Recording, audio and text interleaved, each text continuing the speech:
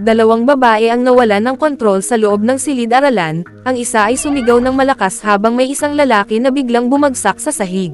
Ilang minuto bago iyon, nahulog ang tali ng buhok ng isang babae, at kinain ng lalaki ang tag nito bago ibinalik ang tali. Doon nagsimula ang mga kakaibang pangyayari. Kamusta mga kaibigan? Ito ay ang Filipino Chill Recap. Ngayon, ipapakilala ko sa inyo ang isang sci-fi fantasy movie na tinatawag na The Unheller. Ang batang lalaki, si Kelly, ay may kondisyon na tinatawag na pika, kung saan napipilitin siyang kumain ng mga bagay na hindi pagkain tulad ng papel at pambura. Dahil dito, madalas siyang inaapi ng kanyang mga kaklase. Dalawang babae lamang sa klase niya ang nagtanggol sa kanya, ngunit wala rin itong nagawa. Isang araw, natagpuan na lang si Kelly na nakataob sa basurahan. Pagkatapos nito, kumalat ang video ng pangyayari sa social media, at tawang-tawa ang lahat sa kanya. Dahil sa kakaibang kinakain niya, naging mahina at sakitin si Kelly. Tumawag ang nanay niyang si Bernice ng doktor para masuri siya. Sinabi ng doktor na ang ganitong kondisyon ay kadalasang nawawala pagdating ng adulthood. Isang araw, nakilala ni Bernice ang isang matandang lalaki na nagsabing isa siyang manggagamot. Ipinakita nito ang kanyang kapangyarihan sa pamamagitan ng simpleng paghawak sa isang matandang babae na agad namang bumuti ang kalusugan. Ang serbisyong ito ay nagkakahalaga lamang ng $10 kada sesyon. Nagmakaawa si Bernice na gamutin ang kanyang anak na si Kelly, at pumayag ang manggagamot. Binalaan siya ng kaibigang si Red na ang kapangyarihang ito ay nanggaling sa isang libingan at siguradong magdudulot ng kapahamakan. Ngunit binaliwala ito ng manggagamot. Nang dumating ang manggagamot sa tabi ni Kelly at inilagay ang kanyang mga kamay dito, walang nangyari. Pumunta ang manggagamot sa banyo, uminom ng ilang tableta, at saka inilagay ang kanyang kamay sa dibdib ni Kelly. Bigla siyang naihi at bumagsak ng patay sa sahig. Nagising si Kelly na pakiramdam ay nakakagulat na malusog, at laking ginhawa ng kanyang ina. Sinabi ng pulis na inatake sa puso ang manggagamot. Walang masyadong nagbigay pansin dito. Kinabukasan, habang inaayos ang kanyang bisikleta, nasugatan ni Kelly ang kanyang daliri. Ngunit ang sugat ay mabilis na gumaling sa harap ng kanyang mga mata. Dahil sa pananabik, nagmadali siyang pumasok sa eskwela at nakaharap si Reed, isang bully. Sa pagkakataong ito, hindi natakot si Kelly at sinadyang mang-asar pa kay Reed. Sumuntok si Reed, ngunit bumalik ang lakas ng suntok sa kanya mismo, samantalang walang nangyari kay Kelly. Nang atakihin siya ni Reed gamit ang kahoy, muli na namang bumalik kay Reed ang pinsala, kaya tumakbo ito palayo. Tinawag si Kelly na isang halimaw. Pag-uwi, dumating si Coach Gus at ang anak niyang si Reed para magreklamo. Sinasabing sinaktan ni Kelly si Reed, batay sa mga sugat ni Reed at kawalan ng anumang tama kay Kelly. Tinanong ni Bernice si Kelly kung ano ang nangyari, at ipinaliwanag nito na tila nagkaroon siya ng kakayahang maibalik ang anumang pananakit sa kanya. Hindi makapaniwala si Bernice. Sinabi ni Kelly na subukan niya ito. Sinunog ni Kelly ang kanyang kamay gamit ang lighter, ngunit nanatili siyang walang galos.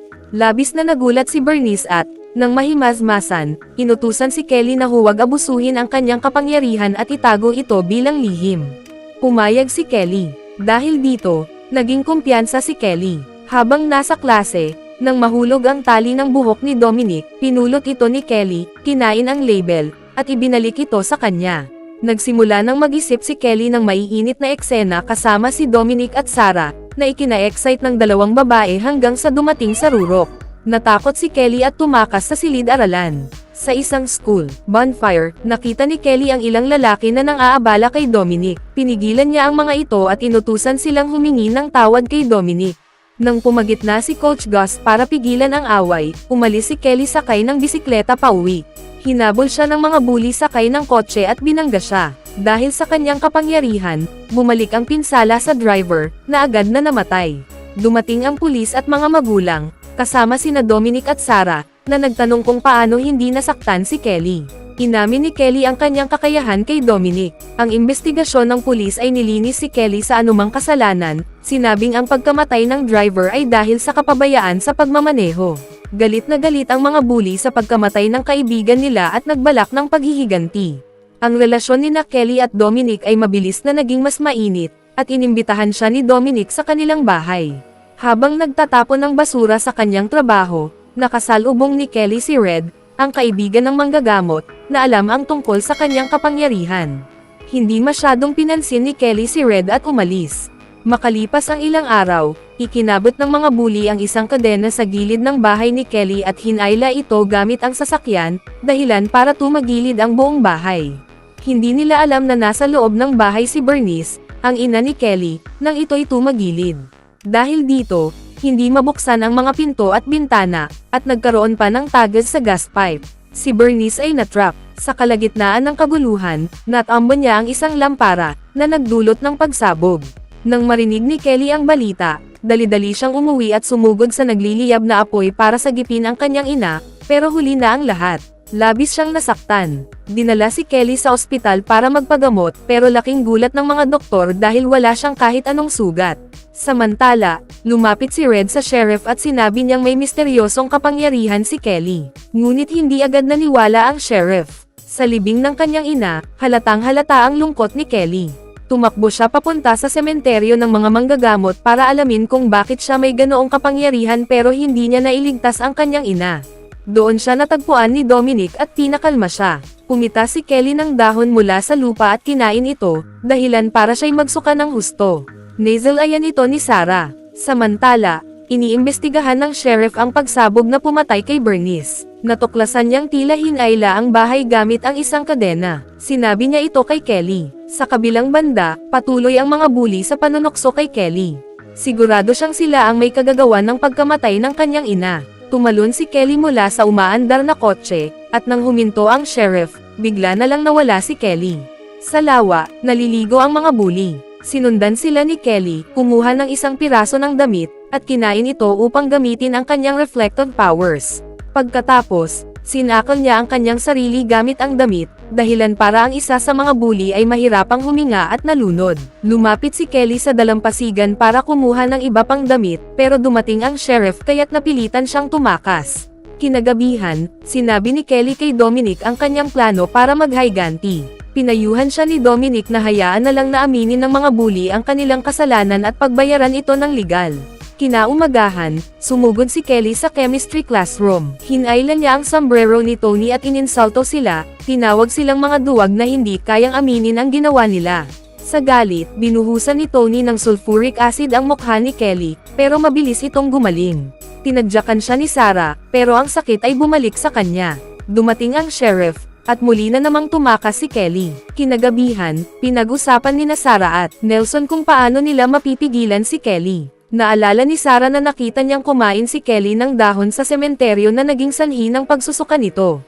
Inisip nilang maaaring ito ang sagot para labanan si Kelly. Pumunta sila sa sementeryo, kumuha ng kakaibang mga dahon, at naghanda ng likidong panlaban kay Kelly. Kinabukasan, bumalik si Kelly sa paaralan at natagpuan ang backpack ni Nelson. Kinuha niya ang mga damit nito at isang electric drill. Habang nag-uusap ang sheriff at ang ama ni Nelson na si Gus, biglang lumitaw si Kelly, ngumunguya ng damit ni Nelson. Pero handa na si Nelson at inilabas ang likido mula sa mga kakaibang dahon. Binalaan ng sheriff ang dalawa na huwag magpadalos-dalos, pero biglang sinaksak ni Kelly ang kanyang sariling binti gamit ang drill. Bumagsak si Nelson dahil sa reflected pain. Sa tangkang iligtas ang anak, sinugod ni Gus si Kelly. Binuhusan ni Nelson si Kelly ng likido, dahilan para hangin na siya at bumagsak. Agad namang kinuha ni Gus ang baril ng sheriff at itinutok ito kay Kelly. May narinig na putok, at parehong bumagsak sina Gus at Nelson. Si Gus ay namatay sa reflected damage, at si Nelson ay namatay dahil kinain ni Kelly ang kanyang damit. Hindi matanggap ni Dominic ang dami ng namatay. Sinabi ng sheriff na humingi sila ng tulong kay Red upang maalis ang misteryosong kapangyarihan ni Kelly. Kinagabihan, dinala si Kelly sa sementeryo kung saan nagsagawa si Red ng isang mahiwagang ritual. Habang ginagawa ito, nakaranas si Kelly ng matinding sakit at masamang reaksyon. Sinubukang iligtas ni Dominic si Kelly at umalis kasama siya, pero binaril siya ng isang opisyal. Pareho silang nahulog sa isang libingan. Habang naghihingalo si Dominic, si Kelly na labis ang sakit ay nakapagsabi lamang ng dalawang pangungusap bago siya tuluyang tumigil sa paghinga. Sa galit at lungkot, nakita ni Kelly ang bangkay ng manggagamot malapit sa kanila. Galit niyang tinanong kung bakit siya binigyan ng ganoong kapangyarihan. Sa kanyang desperasyon, hinukay niya ang nabubulok na puso ng manggagamot at kinain ito. Agad siyang bumagsak pagkatapos nito. Dinala ng ambulansya ang mga katawan ni Dominic at Kelly, pero biglang nabuhay si Dominic. Napagtanto niya na ang misteryosong kapangyarihan ni Kelly ay naipasa na sa kanya. Mag-subscribe na kung hindi ka pa nakasubscribe, pindutin na rin ang notification bell at like button para sa marami pang movie recap katulad nito, at mag-iwan ng comment down below. And as always, thank you for watching.